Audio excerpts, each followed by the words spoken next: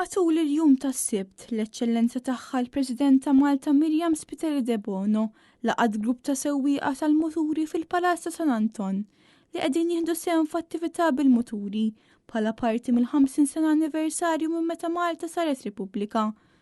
Dan l-avveniment ġie organizzat minn Festivals Malta flimkien mal-Fondazzjoni għaċ-Ċelebrazzjonijiet Nazzjonali Maltin.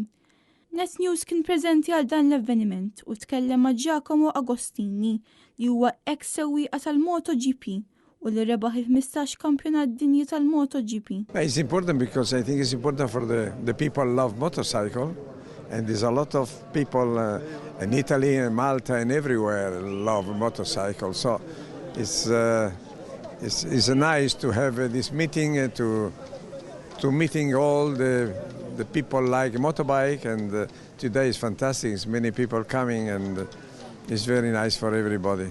Intant dan l-istazzjon tkellem ukoll ma' Stephen Zammit, il-President ta' Tradicim Motorcycle Club, tkellem ma' Net News fuq laqda li huwa President tagħha u l-għoża li għandhom għall-muturi. Dan aħna nwaslu messaġġ il kulħadd li aħna individwi bħal ħadd ieħor ġast għandna delezzjon komuni fuq il-muturi u okkażjoni biex niltaqgħu nkunu flimkien u nagħmlu azzjoni filantropika li servi ta' ġid għal ħadd ieħor. Barra minn hekk dan l-istazzjon tkellem ukoll ma' Silvio John Farrugia li huwa l-President tal-SSS Skal Bikers Malta. Aħna bħala bikers dejjem norganizzaw attivitajiet, dejjem daqqalan ta' event, daqqalan biex nixbru xi flus għal xi ħadd. Aħna neħdu gost dawn l-affarijiet għax naqdu l-klabs ta' Malta kollha. Neħdu gost għal dawn għanniet u dina speċjalment il-50 sena tar-Repubblika li hija xi ħaġa tagħna tal-Maltin.